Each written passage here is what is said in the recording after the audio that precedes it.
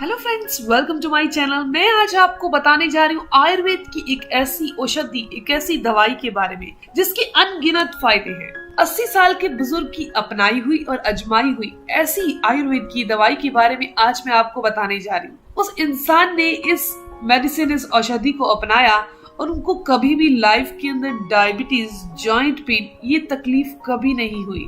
BP या फिर immunity का कमजोर होना, यहाँ तक कि ये कह सकते हैं जो वायरल फीवर या वायरल के कारण साइनस की समस्या हो जाती है या जुकाम, खांसी, ये समस्याएं भी कोसों दूर रही, लेकिन उन्होंने इसका नियम से पालन किया। तो आज मैं आपको उसी चीज के बारे में बताने जा रही हूँ। दोस्तों, ये इसीलिए अजमाई गई क्योंकि ये कारगर है। इसके साथ साथ उन्होंने योगासन भी किए, उसके बारे में भी मैं आपको इस वीडियो में बताऊंगी। दोस्तों, ये आयुर्वेद की औषधि का नाम है गिलोय। उन्होंने अपनी लाइफ टाइम में गिलोय कभी नहीं छोड़ी, यानी कि गिलोय जिसे अमृता कहा जाता है उसका सेवन करते ही रहे। दोस्तों, गिलोय के अंदर ऐसी प्रॉपर्टी पाई जाती है कि ये एक चमत्कारी दवाई है। इसके अंदर एंटी डायबिटिक मेडिसिनल प्रॉपर्टी है, यानी कि डायबिटीज तो ये जिंदगी में होने ही नहीं देती। जो भी इंसान गिलोय का सेवन करता है उसे जिंदगी में कभी डायबिटीज नहीं हो सकती। सेवन करने का तरीका भी मैं आपको इस वीडियो में बताऊंगी, साथ में योगासन भी बताऊं जो मैंने आपको बोले हैं। दोस्तों, ये जो गिलोय होती है ना, अगर नीम के ऊपर चढ़ी होती है, यानी बेल के टाइप की होती है ना, अगर नीम के ऊपर चढ़ी गिलोय का सेवन अगर आप करते हैं तो ये डायबिटीज वालों के लिए सबसे उत्तम है। इसके अलावा दोस्तों, अगर किसी इंसान के जोड़ों में दर्द है, जोड़ों में सूजन है, जोड़ों में इतना दर्द होता है कि चलने में, फिरने में या फिर हाथों को हिलाने में तकलीफ होती है, दोस्तों ये उनके लिए भी काफी फायदेमंद है। गिलोय का रस पीना आंखों की रोशनी को बढ़ाता है। अगर बच्चे हैं, बुजुर्ग हैं या फिर युवा हैं, वो भी इसका सेवन बहुत आराम से कर सकते हैं। दोस्तों, ये गिलोय जो है ब्लड सर्कुलेशन को सही करती है, यानी कि खून के फ्लो को शरीर के अंदर सही करती है। नसों में किसी भी तरह की कोई ब्लॉकेज, कोई कमजोरी नहीं आने देती। कभी कभी नसों में कमजोरी के कारण मांसपेशियों में दर्द और ऐंठन सी रहने लगती है, तो ये समस्या भी दूर कर देती है।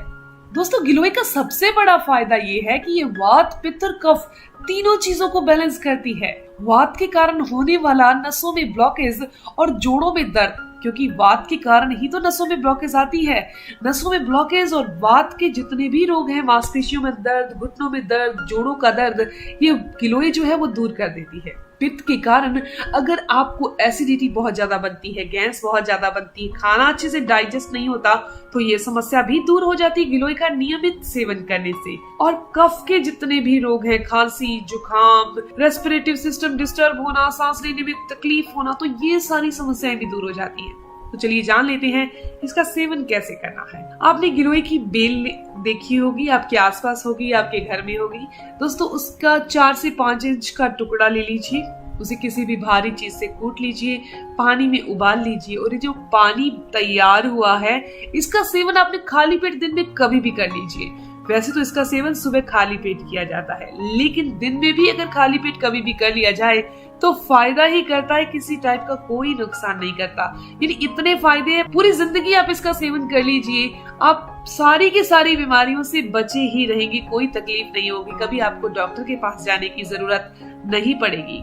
अब बात करते हैं वो योगासन की जो 80 साल के बुजुर्ग ने किए और गिलोय का सेवन किया और हमेशा तंदुरुस्ती रहे। दोस्तों, सबसे पहला है कपालभाति प्राणायाम। प्राणायाम है, सिर्फ 2 प्राणायाम ही उन्होंने किए हैं, कपालभाति प्राणायाम और अनुलोम विलोम। ये दोनों के दोनों जब आप करते हैं तो जो कपालभाति प्राणायाम है ये हमारे पेट की सारी मूवमेंट को सही करता है, हमारी बॉडी के अंदर के ऑर्गन्स को सही करता है, जैसे कि किडनी है, लीवर है, पेनक्रियास है, हमारी आंतें हैं, इसको ठीक करने का काम करता है।